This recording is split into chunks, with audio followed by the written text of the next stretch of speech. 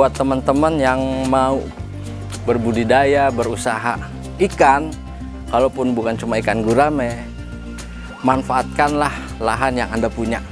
Nggak harus besar, nggak harus luas. Jika memang lahannya sempit, manfaatkan. Karena dari kecil akan menuju besar. Pengorbanan untuk menjadi besar adalah butuh pengorbanan yang besar. Karena hasil mengikutinya.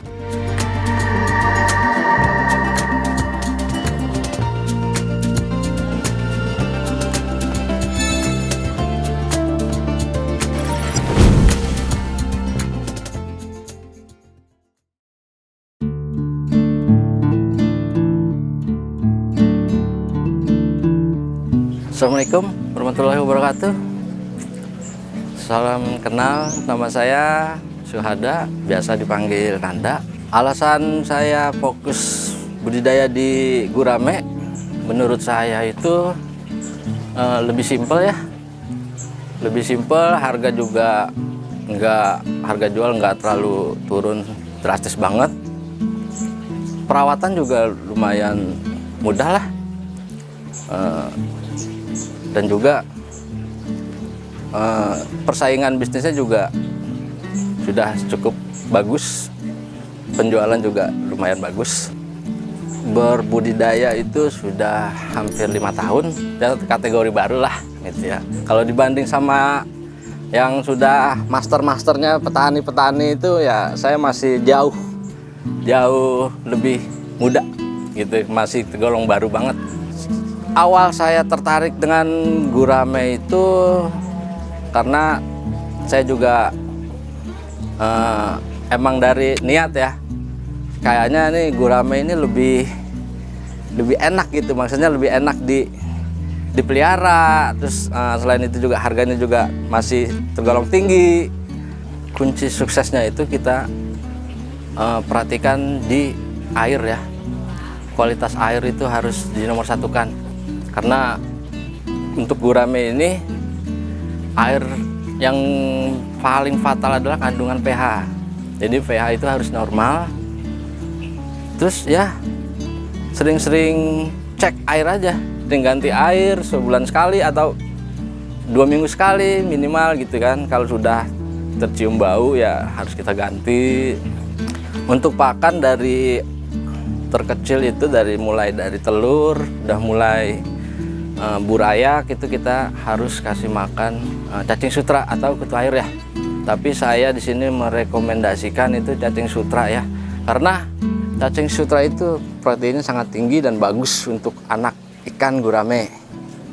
Nah, nanti kalau sudah mulai membesar, lebih besar, baru kita kasih namanya pelet. Pelet itu yang paling kecil adalah PF 500. Terus naik lagi PF 800, PF 1000, naik lagi sampai 781-1 dan terus lagi sampai besar. Tapi kalau sudah besar jangan bergantung ke pakan pabrikan, karena itu bukan salah satu solusi untuk bikin cepet ikan gurame lebih cepet gede ya.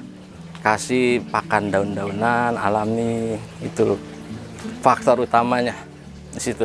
Pakan daun-daunan kita bisa kasih daun sente, daun talas, terus daun singkong juga bisa, daun pepaya juga bisa gitu.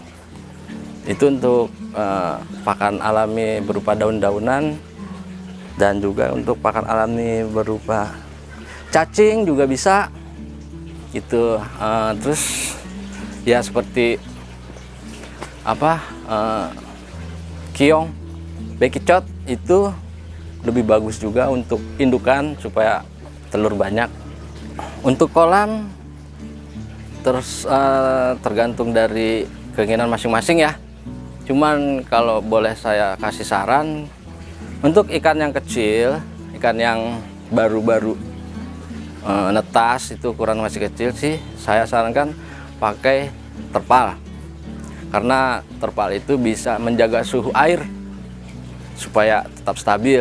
Karena kalau pakai kolam beton itu bisa suhu air itu lebih dingin di bawah daripada di permukaan gitu. Nah, kalau misalkan untuk pembesaran, kalau saya boleh bilang sih bebas.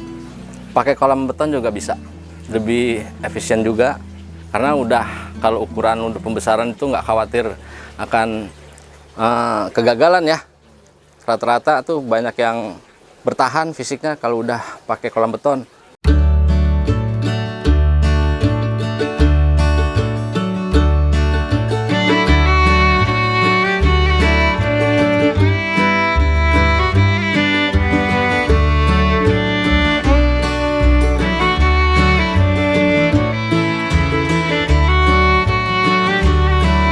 Pembesaran di kolam terpal juga bisa, cuman kita harus tetap aja harus perhatikan suhu air gitu, terutama hujan harus kita kasih garam dan sebagainya supaya pH-nya tetap stabil.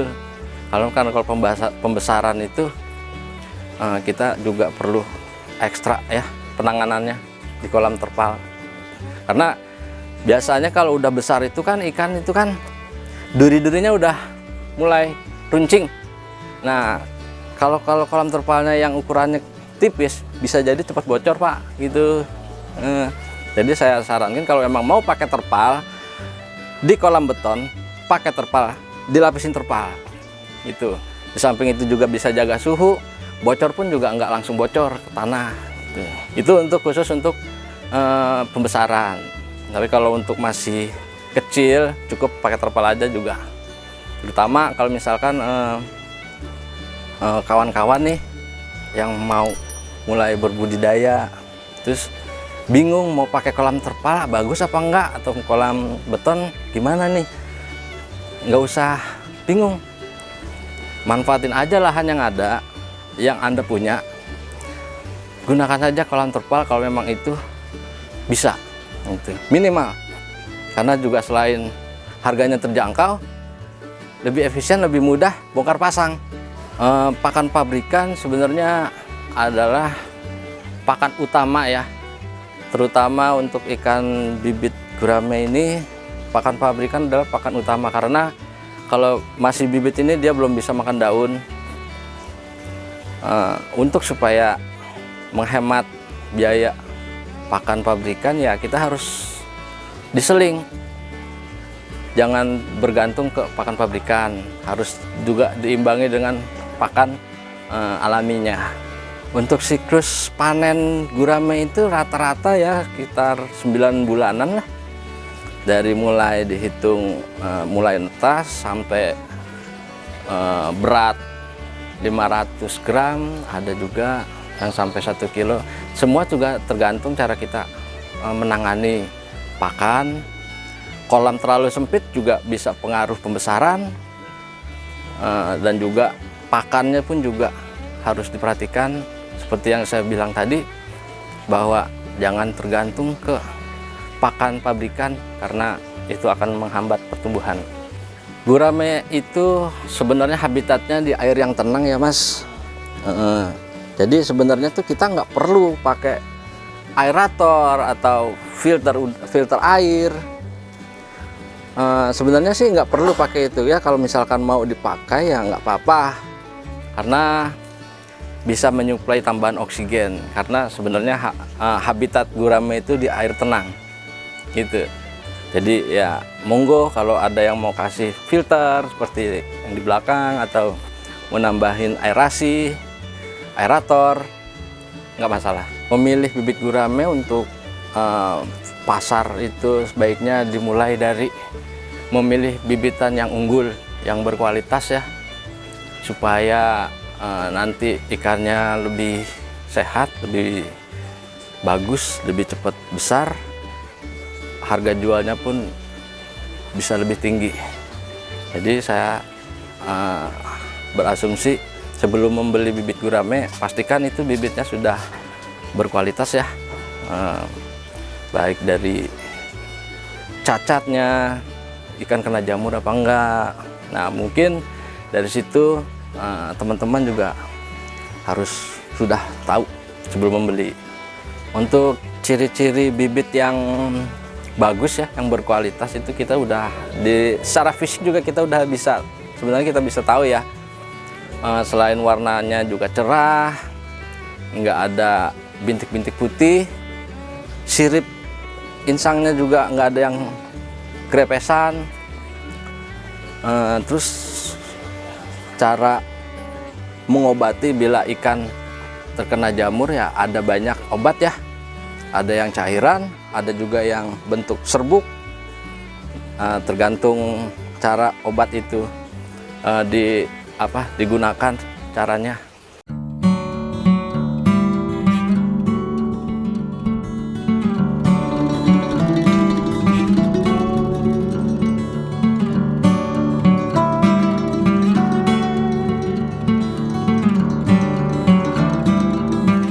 Oke, bagi teman-teman yang ingin mendapatkan bibit yang berkualitas, terutama untuk bibit ikan gurame ya, bisa didapatkan di farm saya. Di Google Map juga ada di bibit ikan gurame Saladak 02, di nomor telepon 0812 1244 2515. Nanti kita akan pilih bibit-bibit berkualitas untuk bisa dibudidayakan ke depannya.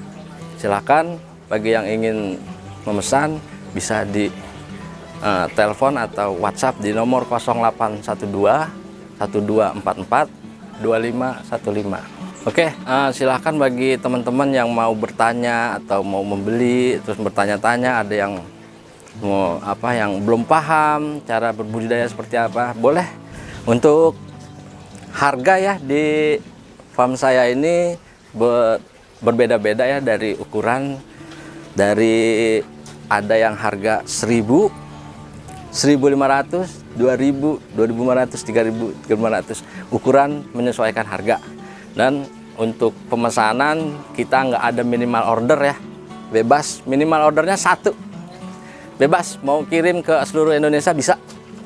Buat teman-teman yang mau berbudidaya, berusaha ikan, kalaupun bukan cuma ikan gurame, manfaatkanlah lahan yang Anda punya. Nggak harus besar, nggak harus luas. Jika memang lahannya sempit, manfaatkan. Karena dari kecil akan menuju besar. Pengorbanan untuk menjadi besar adalah butuh pengorbanan yang besar, karena hasil mengikutinya.